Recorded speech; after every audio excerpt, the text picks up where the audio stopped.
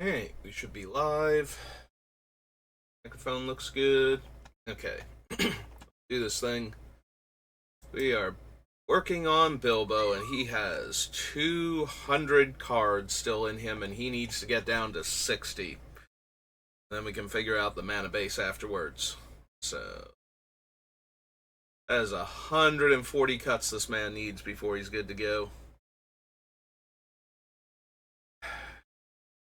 He'll have ashes to ashes, dust to dust. Glacial Chasm.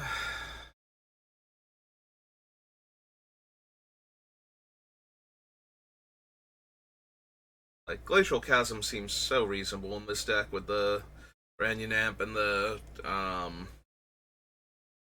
Lucy thing and the Solemnity, Crucible of Worlds. Like, there's a very real chance we just can't die at that point.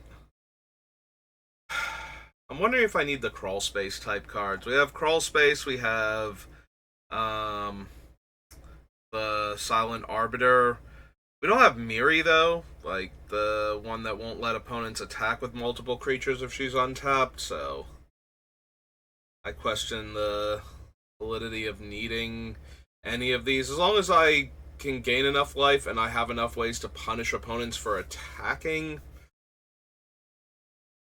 I don't think I care if they can attack me with a lot of creatures. It is helping, though, like, now they can only attack with a couple creatures, and then maybe they also lose those creatures when they attack, so.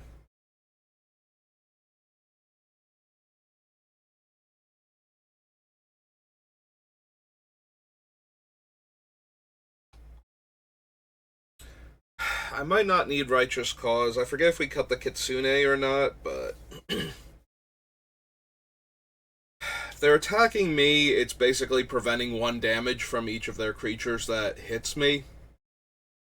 The upside is that I gain life when they attack other players, and also if I decide to attack other players, I can just gain some life for turning my guys sideways in addition to whatever other life I might gain, but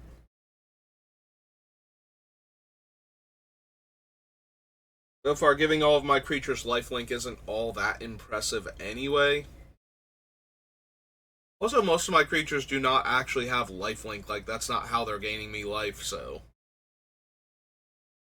kinda shrugging at all of that. Foreign Door, Essence Warden, Imp's Mischief, Rift Sweeper, Dread, Bitter Blossom, Revel Arc, Moon Reflection, Fracturing Gust, Oracle of Nectars, Looted Bonds,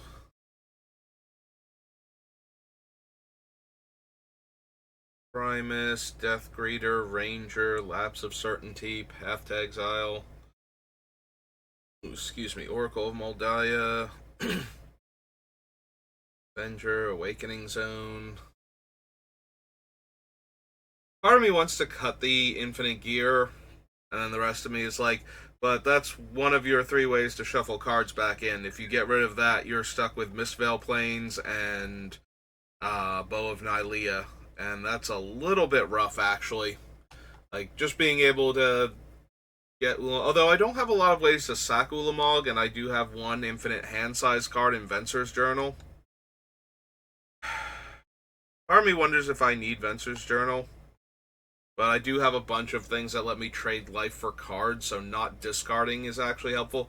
Also, I do have a Necropotent, so discarding cards won't necessarily get me... Like, discarding Ulamog will just get him exiled instead, if that's in play. Hmm.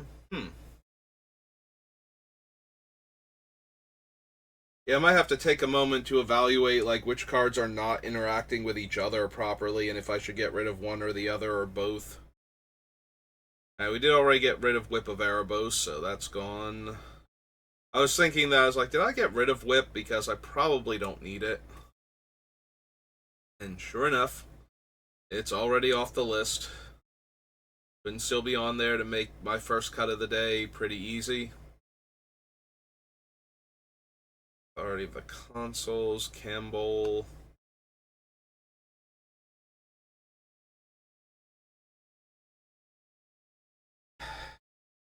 I mean, I like the fact that Campbell's draining our opponents whenever they do things. Possible we don't need the Panharmonicon, because it doesn't double up on landfall triggers, I believe. Get a duplicate tab here real quick. Let me go double check Panharmonicon's exact wording.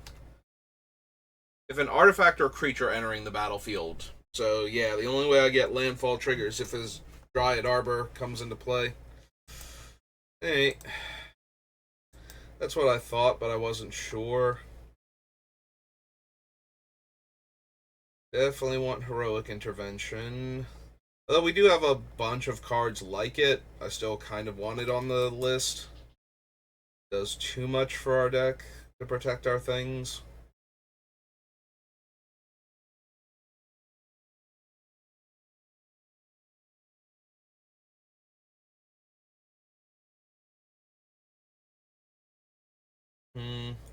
Forget if I cut the vampire that lets me cast him from the graveyard, since this does affect players. Oh no, there he is. Right there.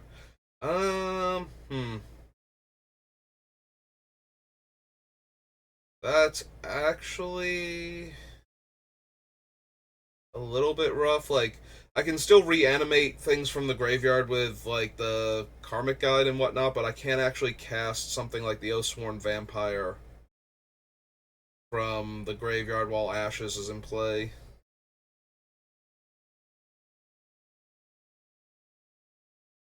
So maybe that one doesn't make it in because the other one negates it.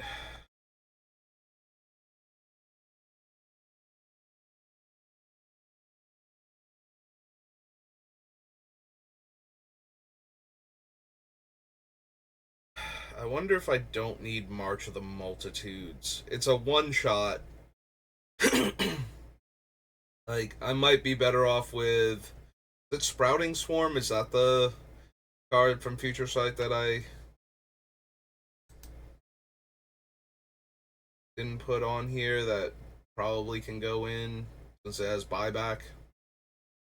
I have to check that one later, but yeah, we can probably cut March of the Multitudes as a one shot way to make a bunch of creatures. It is nice that it's an instant and is a mana sink.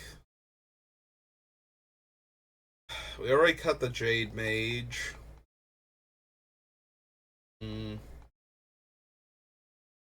Which had a repeatable creature token making effect. I'm thinking about the Ant Queen from like M11 or something. Get some order here. Either way, I think March can go. We might want something else to replace it, but first things first, let's get it off the list because it's not helping anything. Alright, I know I put Dreadhorde on the list because it's very easy for us to just pay all the life, but we're exiling most of our opponent's things anyway, so we're only going to be able to get back our stuff, and we already have Eerie Ultimatum, which doesn't even do the damage to us. Like, it's literally right there and ready to hang out. And I can get back my enchantments and artifacts too, not just creatures and planeswalkers from my graveyard. At the cost of not being able to get anything from the opponent's graveyards, which we're trying to exile anyway, so they shouldn't even have that much. Yeah, okay. I talked myself into losing and the Dreadhorde.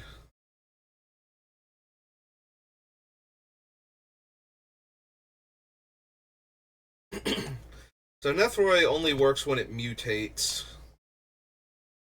So it's only going to get the one shot at its thing. Like, even if we get it back, we have to get it back to hand. We do have Reclamation, though. Excuse me. Which will put the creature back in my hand for that. So that helps a little bit.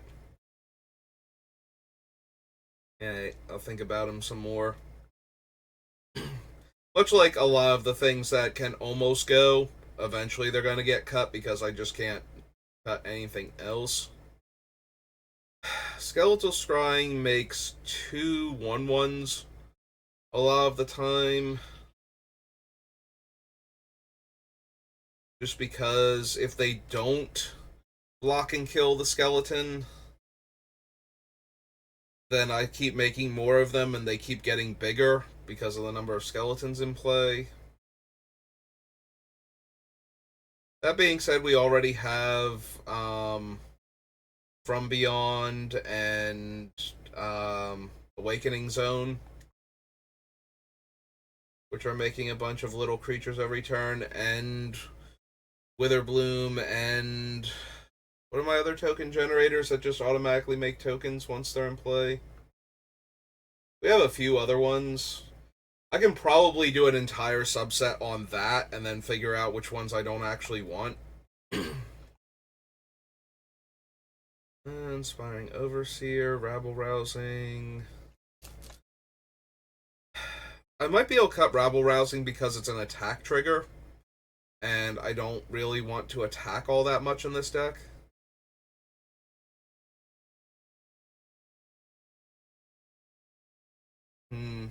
That's actually legitimate. I don't super want to attack a lot of the time, and I've gotten rid of a bunch of the cards that pay me off for attacking. Like, it's just this and the Worthy Cause or whatever that gain, or Righteous Fury, whatever one it is that gains me life whenever a creature attacks.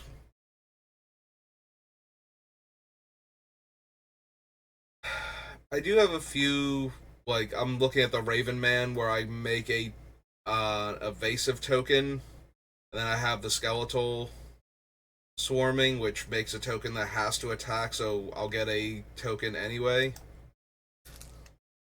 off of Rabble Rousing for it doing that. Alright, where's the letter I? There we go. I can see cutting Rabble Rousing, though. Haywire Might, Legion to Ashes, Spectral Sentinel. Spectral Sentinel is funny.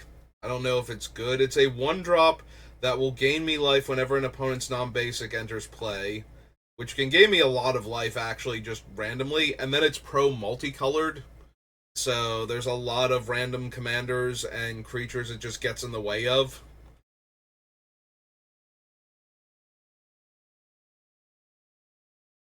I have a ton of humans, but not everything I have makes human tokens. So a lot of the humans are going to have to be actual cards in play. We do have a ton of humans, though. So Horn of Gondor probably still gets to sit here for a little bit longer. A lot of these cards get to sit here for a little bit longer, but something has to go. Like, do I want to get rid of the 1 mana 6/6 flying lifelink? I don't need it.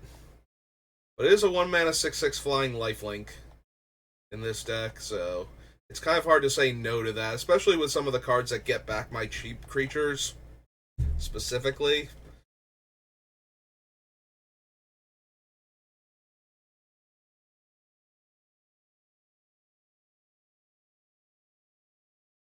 I'm looking at Yarok because I keep having to blink this thing in order to get more cards out of the opponent's hands.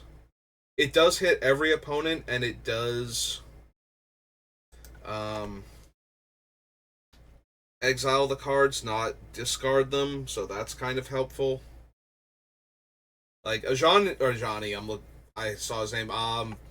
Karn can only hit one player a turn cycle for one card, and what was my other discard outlet?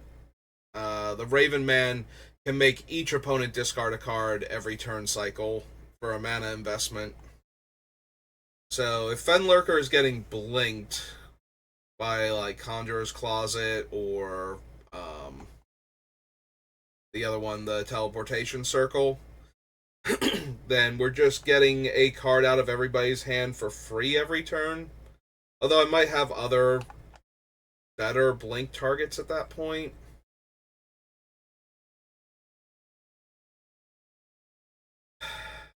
It's a little bit tempting because I have a lot of ways to recast this thing or blink it or just get extra value out of it. And exiling the cards from the opponent's hand is actually relevant with how this deck is trying to function, so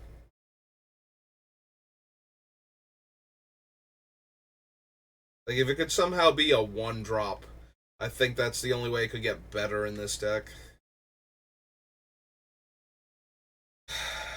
We might get rid of Solitude.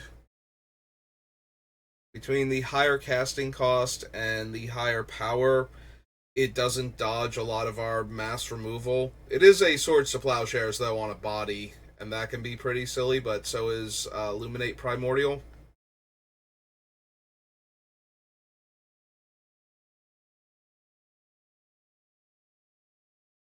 I want to keep Sithis with all the enchantments we still have. Asterion just lets me double up on the life I gain during each of my turns. That's kind of hard to get rid of. Like, almost everything left on this list is going to be hard to get rid of. Like, do I get rid of Vainwitch? Yeah, the Vainwitch Coven. Like, I can buy back almost all of my creatures as fast as they die in this deck. Especially if I just recast them and gain life and get to pay black again and buy back another dead creature.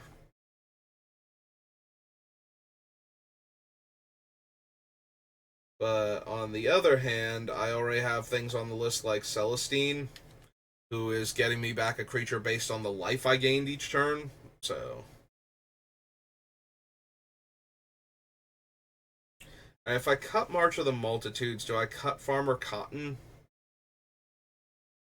I think if he let me pay X when he came into play, I wouldn't want to cut him, but since I have to cast him, so I have to do the things that let me get him back to hand for this to work. Mm,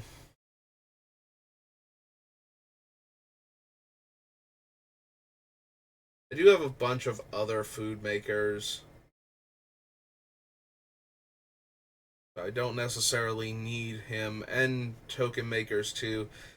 He is not terrible for, you know, end result, you spend 1 mana plus X because either the green or the white, he's going to be a 1/1, so he'll count towards his own thing for getting that many halflings, and then you get that many -1 foods.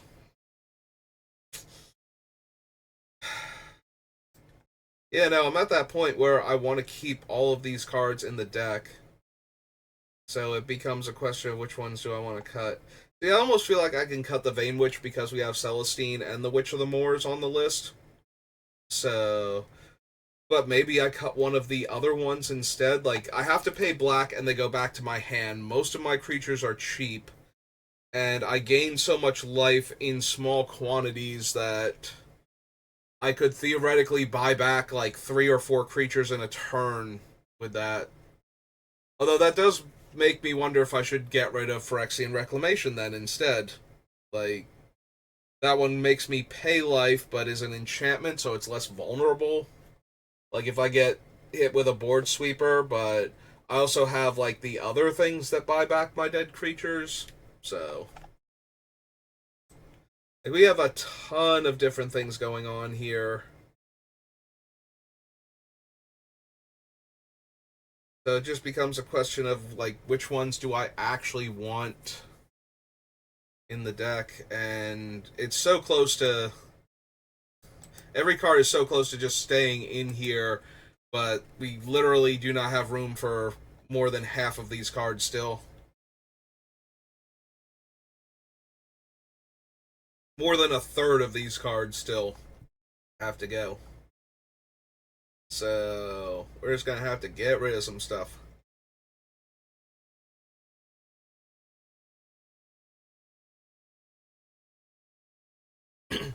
Do I actually need Beacon of Immortality? As funny as this card is, excuse me.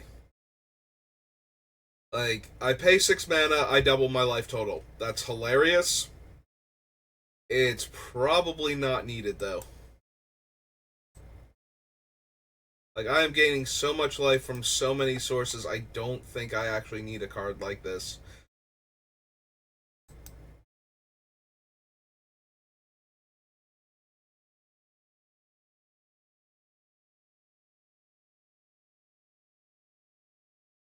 the more I think about it, the more I probably don't need Court of Calling either. We do have a few cards that would be fun to chord for at instant speed, but it's not necessary. Most of our creatures are 1/1, so Proclamation can stay. Although Proclamation is 6 mana on my upkeep to get back a 1/1.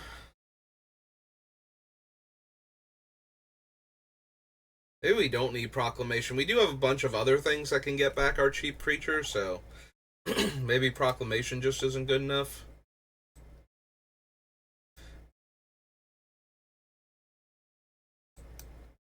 Like, I would rather pay the 5 mana to keep upkeeping the Karmic Guide at that point and get back any size creature by blinking it. Plus, I don't even have to pay the upkeep cost until we get back around to my turn, so I might not even have to pay the 5 to get the creature back. Like, it might just die anyway.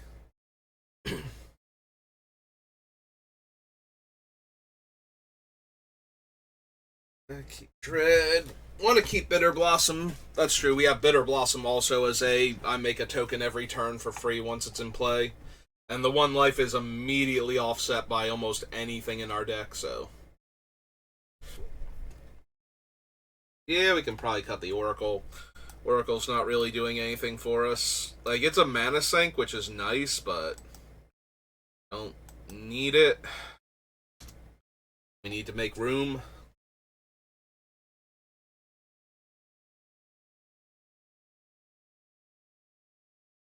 Saya can stay, Avenger of Zendikar, Awakening Zone, Ulamog.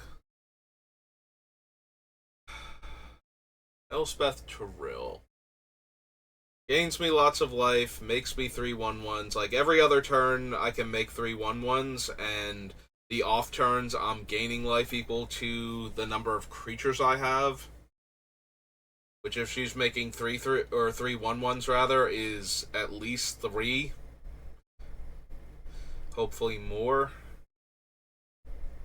She still might not be good enough though. We have a bunch of other token makers. Maybe we don't bother with Elspeth either. Hey.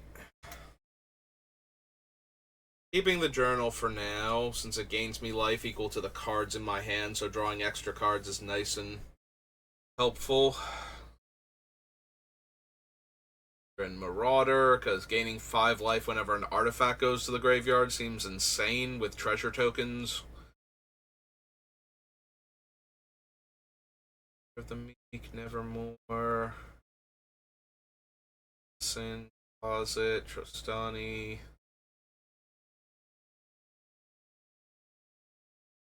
We don't really have a way to cheat Avacyn into play.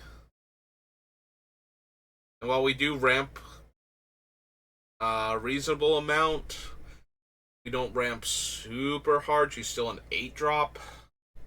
We do have a lot of card draw, though, so it's pretty easy for us to hit our lands in order to cast her. Also, we have a few ways to reanimate her if she got into the graveyard. Although I don't naturally discard cards to most of my effects, so. And Sunscourge, From Beyond, Haley.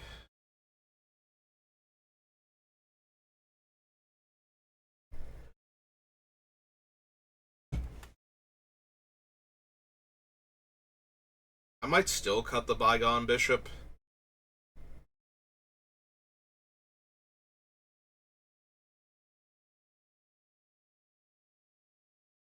Like, most of my creatures are valid for its stats, but we don't need it. Let's keep looking for a little bit, see what else we can find.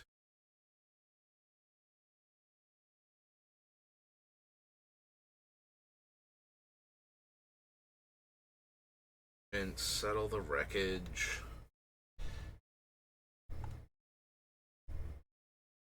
If I feel like if I'm gonna run Ashes, maybe I don't want Oathsworn Vampire. There's nothing else in my deck that casts from the graveyard, right? Can't cast spells or activate abilities in graveyards. I think Oathsworn Vampire is the only one. The other option is to swap the ashes back out for Moonlit Wake, I think it is, or something like that, where every time a creature dies, I gain 1 life. And it doesn't have the extra text on it. But I think I would rather shut off my opponent's ability to get things back than...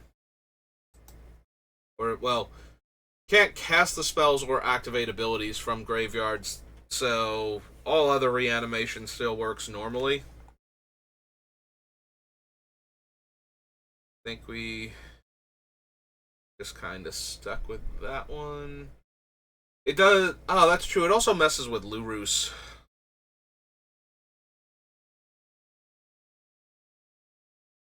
Hmm. And Lurus does work with, like, we have so many cheap permanents in this deck that Lurus has tons of valid targets. So either we have to cut Lurus also, or this has to go back to being Moonlit Wake, I think it is.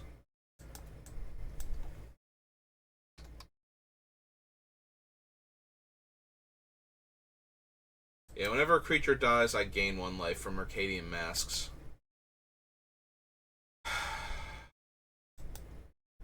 Even costs 1 more mana.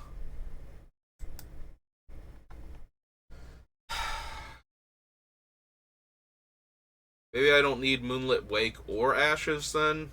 We have Death Greeter who gains me life when creatures die, but that's only on opponent's creatures. And I do have a few ways to sacrifice my own creatures, so... Do I want to run both and just run the risk of Lurus shows up while I've already got this stupid thing in play? Or do I want to cut Lurus also? Like, losing the Oathsworn Vampire is kind of whatever. Like, it's nice to be able to get it back every turn that it dies.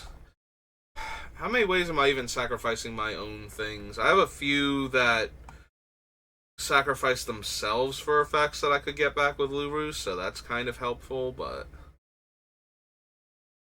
I don't have a ton of ways to sack my own creatures for value.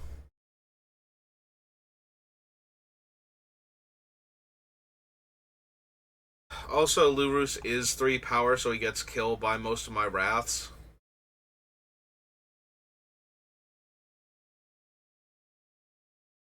The upside to him is that he's 3 mana for, Alright, he's down here. I'm looking for him. It's like, he's, 3 mana and lets me get back, so I can very reasonably cast him and immediately cast one of the dead permanents back. Also, he's permanents, so I can get back, like, any of my lost little enchantments and artifacts.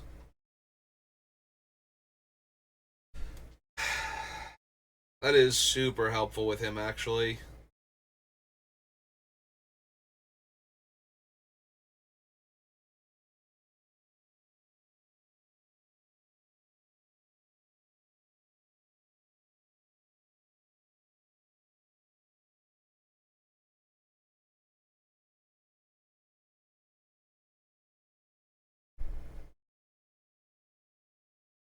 Like, I think Oathsworn Vampire is a fine cut either way. It's only okay in this deck. We do have I know we have one way to sacrifice creatures for value. I'm trying to think how many others we have. Or if this is just about being able to recast him every time he dies to gain more life from creatures entering and dying.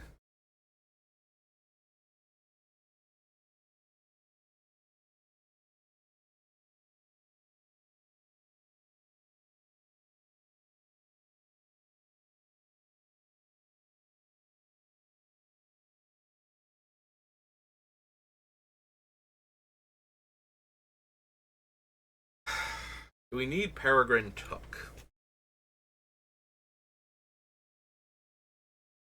I make a lot of tokens, and getting a food token every time I make a token is super helpful.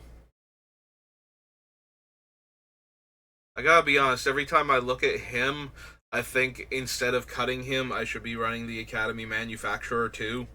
So that way, every time I make a token, I'm guaranteed to get a food, a treasure, and a clue all at once.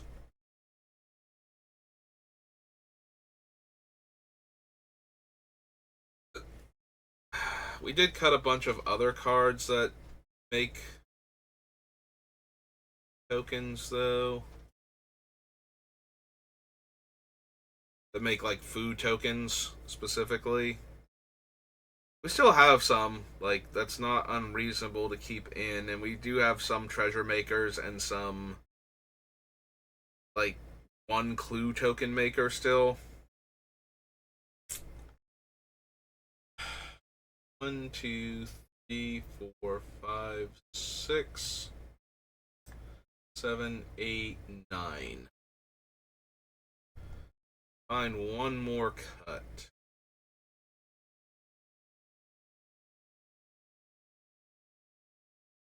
Real quick, Angelic Accord is actually everybody's turn, right? I didn't misquote that. Each end step. Okay.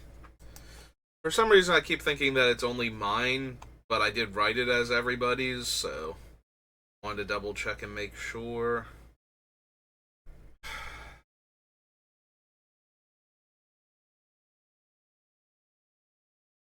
Army wants to cut the bishop, but I have a bunch of angel token makers, and including one that gains me an angel if I gain 4 life.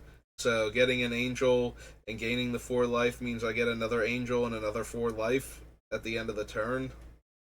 And angels dying into 1/1s is actually helpful too. But maybe by himself he's not good enough. How many actual angels do I have? Alright, so... Oops. Angles.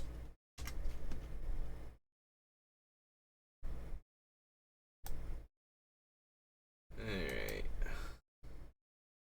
Lysa, or... Righteous Valkyrie is 1 and makes others. Lysa is 2. Overseer's 3. Garda is 4. Accord makes them, so that's 5. Resplendent is 6. And makes them. Vitality is 7. There's the bishop himself. Dire Hours 8.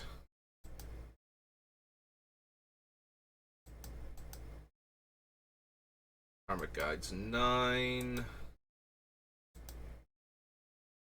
Battered Angels 10.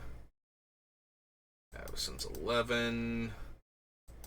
So I only actually have 11 angels in the deck. Although I do have a few ways to make angel tokens from those 11, like... So it's the Accord, the Valkyrie, and the Resplendent Angel all make angel tokens specifically. Oh, oops, that's the Garda. We need the Bishop of Wings. Where was he again?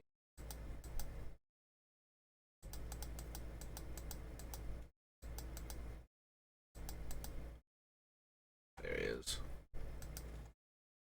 Yeah, he's probably a cut, and that'll give us 10 progress.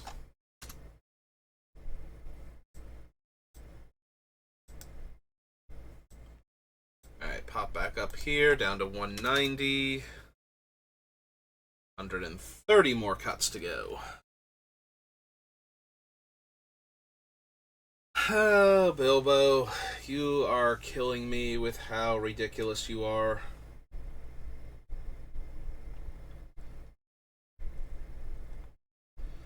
Necropotence, Enlightened Tutor, Withering Boon.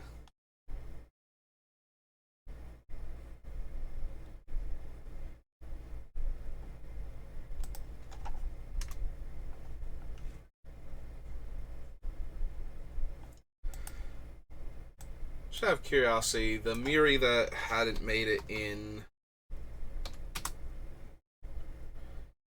Cursed, Miri the Cursed.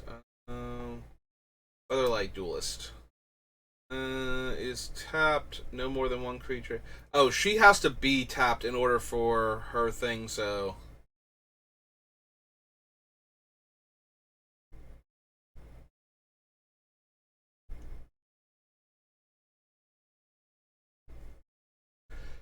Alright, so yeah, that wasn't going to be helpful at all. Okay.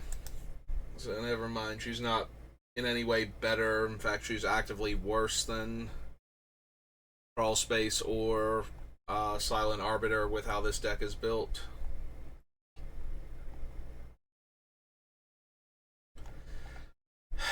Alright.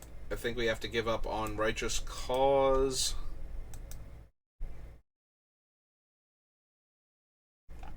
I do like it, but it's just not gonna be good enough. Leonin Elder, Solemn Simulacrum. Definitely keeping the Well of Lost Dreams.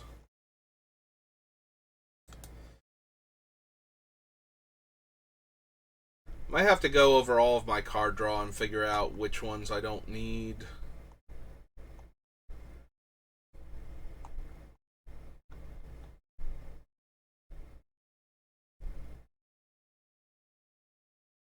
Mischief, Essence Warden,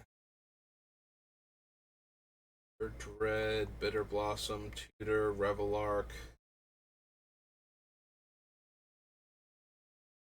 All Primus, Death Greeter. Oh, Death Greeter is all creatures. I thought it was just my opponent's creatures for some reason. I do have that right? Like if I go check Death Greeter. Another creature dies, gain 1 life. Okay. So it's just that he doesn't trigger, which is relevant. Danger of Eos, Lapse of Certainty. Also, he's a 1-mana 1/1, so I'm getting that benefit from all the other cards that care about that sort of thing.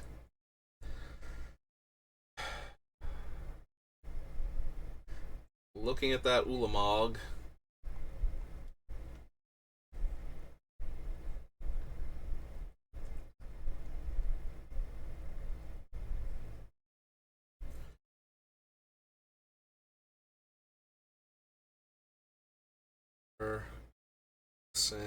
Conjurer's Closet. Probably don't need Tristani.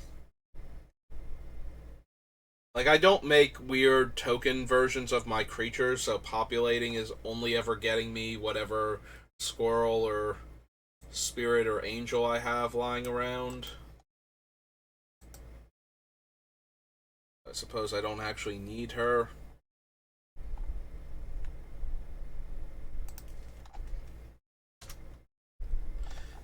Asa. Sorry, I've had your title lowercased all this time. I keep noticing it too, and I'm just like, I'll fix it later.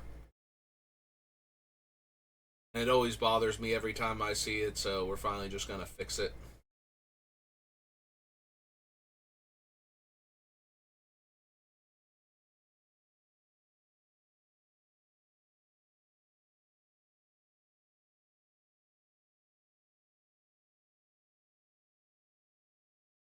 I think I have enough creatures that gain me life whenever anybody's creature enters the battlefield.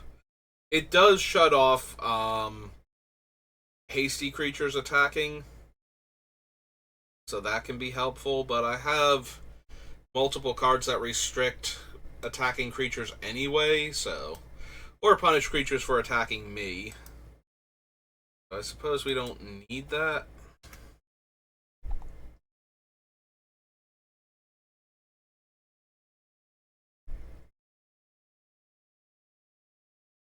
Soul of Wreckage, Dawn of Hope, Spring Tithe, Bolus's Citadel, Casualties, 4D Spark, Gilded Goose, Spruce Moth, Lurus, Roy, Harbinger.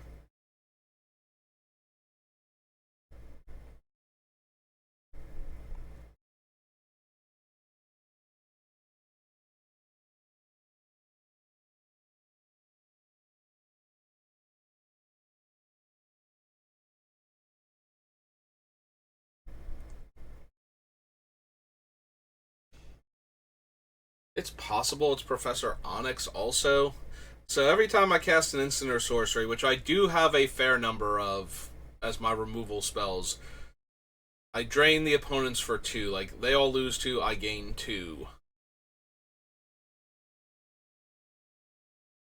But I think I kind of like the... If it's going to drain the opponent, I kind of like it being for them doing stuff. Like, Polluted Bonds drains them when they play lands. Campbell drains them when they play non-creature spells. Shieldred drains them when they draw cards. So, for the most part, that's all in their control. Like, yes, they'll take 2 every turn from drawing because Shieldred drawing is a natural thing. And I'm not gaining the 2 life from that. But I am gaining the 2 life from my draws, and I do have a bunch of ways to draw cards in this deck, especially at the cost of life. So offsetting that is like more important to me than gaining the life for them losing the life. Like, I don't even care that they're losing life from Shieldred. If there was a card that was just like, every time I draw a card, I gain 2 life, that card would already be in this deck. So maybe we don't need Onyx then. Like, all of my removal is instants and sorceries, but that's it. Like, there's no other... I'm not playing instants and sorceries that let me draw a bunch of cards or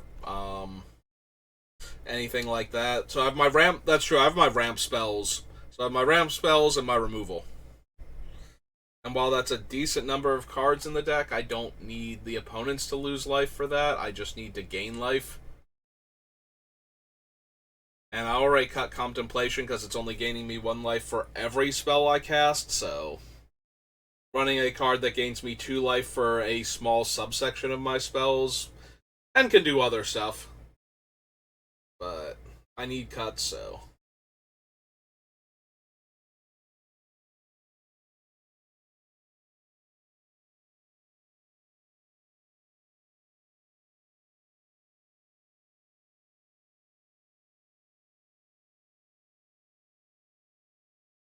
Oh, right, I have Elixir of Immortality, too. I had forgotten about that entirely. Hey, let's cut Ulamog, then. That gives me one more way to shuffle my graveyard back in that I've forgotten about, and Ulamog's just super expensive, and it's difficult for this deck to actually trigger the shuffle back in sometimes, so... Alright, that brings me down to 185, and these 5 can go. Alright. Let's start at the bottom now and work our way back up.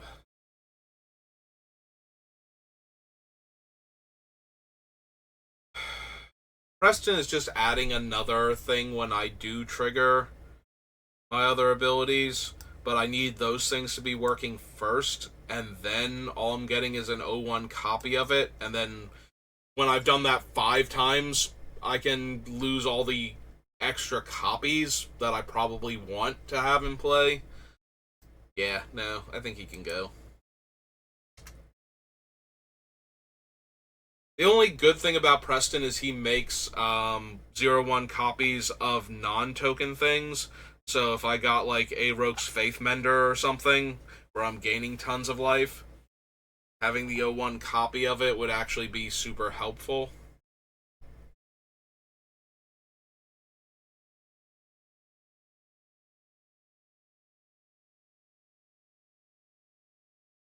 Neil is 3 mana to blink a thing. So Mangara's position in the deck is based entirely on my ability to flicker him at instant speed. So right now, we had enough stuff, but just barely. So I'm wondering, because we also had enough stuff for Preston, just barely. So I'm wondering if we wind up cutting Mangara at this point. Because a bunch of my things that save all my creatures do it by phasing, like, not phasing them out, but by exiling them until end of turn. But I need to, in response to their removal, be able to activate Mangara and then be able to blink everything. So, and then I need targets. Now, getting the targets that aren't going to die to whatever card they're playing that I'm blinking to save my guys isn't that hard unless it's farewell on like multiple modes.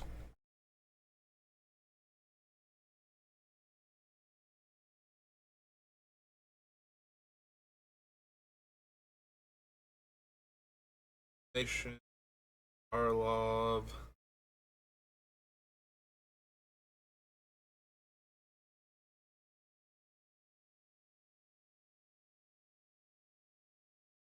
Might not need Karlov. He's repeatable, which is like his biggest upside. Like, I just need to gain life 3 times in a turn, and then spend 2 mana to exile a creature. And that's not unreasonable in this deck. Even if I have to spend. I can very easily gain life by spending 1 to 2 mana in this deck for a bunch of different things. So.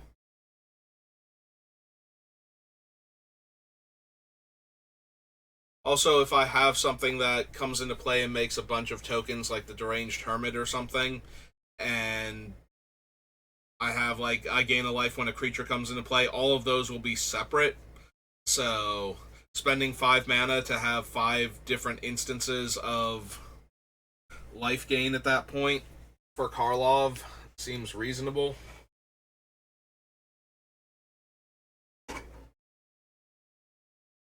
And then having 2 mana left over to activate him. And having him almost be at the point where he can be activated again. Plus, he's naturally a 2 mana 2/2, so unless he's gotten like 4 counters on him or something, like non-multiples of 6, I can save him from my own wrath effects by exiling a creature and then activating and then casting the wrath in order to kill everything. Although if casting the wrath gained me life, although we shouldn't be able to do that anymore now that Lily and Contemplation are both off the list.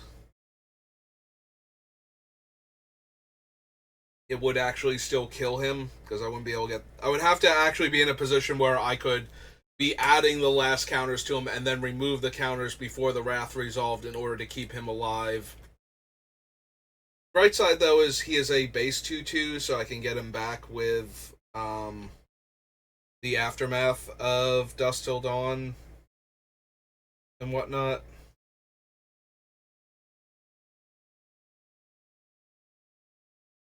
Okay, so we keep going.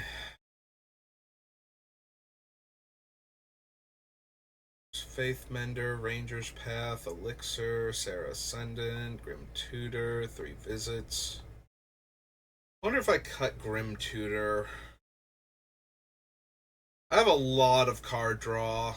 Like, it's a reasonably priced tutor, but I need room, and I think the volume of cards I can draw with this deck is enough that I don't necessarily need a tutor. We have Greed and Necropotence in the deck. I can convert my massive life gain into huge amounts of cards very quickly. So, I think we can cut him.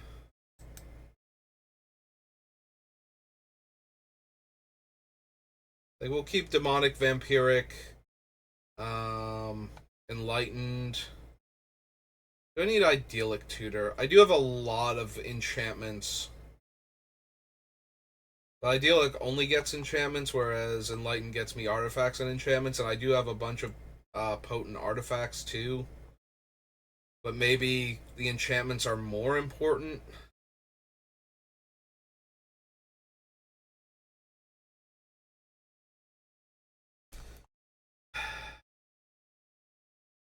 I'm going through these cards too fast because I'm thinking about Idyllic Tutor and whether or not I want to cut it.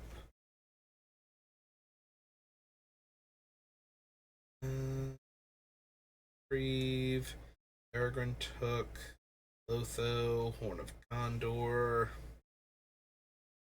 I have to double check and see how many humans I'm down to. I think it's still more than enough for that.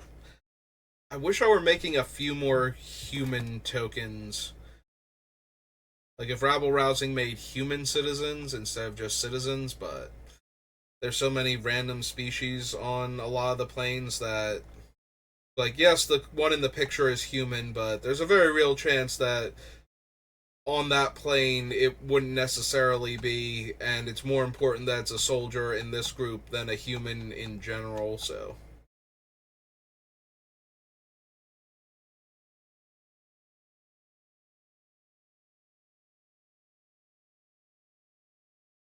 Maybe I don't need a Lasso core. It only gains me life when my guys come into play. We already cut the Prosperous Innkeeper because it was only gaining me life for my things coming in. So maybe we can also cut a loss here. We'll cut our losses.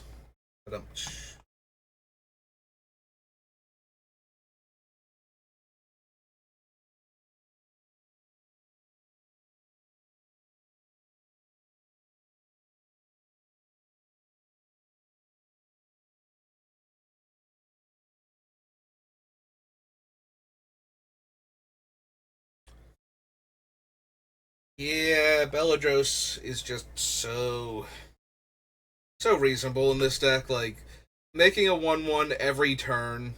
So however many turns there are in a turn cycle, I'm still getting the 1/1s. And they're 1/1s that die to gain me a life on top of that. And being able to untap all of my lands to generate a huge amount of mana when I ramp using lands primarily. Like, all of that just seems to be kind of where I want to be at. Do I actually need the Accomplished Alchemist, though?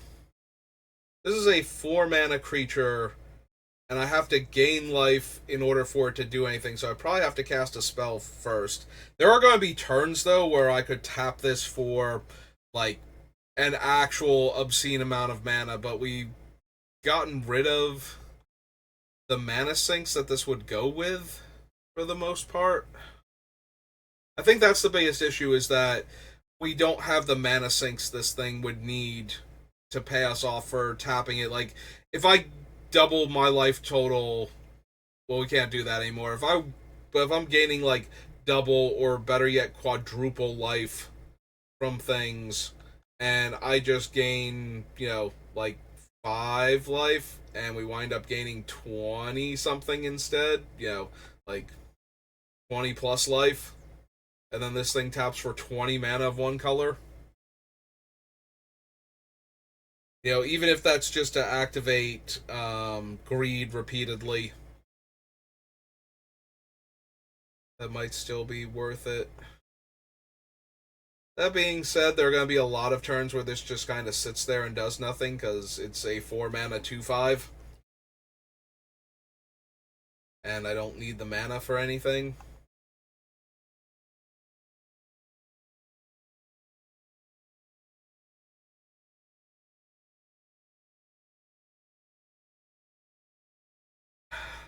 It's really, like, everything is, like, so close to being, yes, I can definitely keep this. I'm doing enough with all of the other cards that it will be a thing. Daxos hits our creatures coming and going, but it's only our creatures. And mine aren't intentionally dying that often, so maybe we don't need Daxos. I can see that. If we cut the ones that only gain me life when my stuff does something for effects like that, then maybe make a little bit more room. That's 4 cards off the list. Can we find a 5th one again?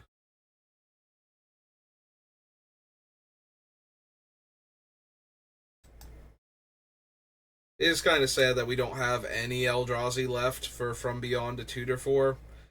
Like, maybe it can go now. Awakening Zone is 3 mana to make the 0/1 every turn. Whereas this one is 4 mana, and it's making a 1/1 instead of an 0/1, but I don't care enough, I think. And now that we can't tutor for any of the big scary Eldrazi, I guess we can cut that one. Like, I have other stuff that's making a creature every turn that's either cheaper or the creatures are better. So we probably don't need that then. Hey, let's get down to 180. Alright, we just need to cut 2/3 of the remaining cards and we will be good to go. We're also coming up on the hour mark though. Alright, I think that's going to be it for this particular session with Building Bilbo. I think I'm going to take a little bit of a break and then come back and probably do a draft or two before Friday Night Magic. So, thank you for watching, and I will see you next time. Have a good rest of your day.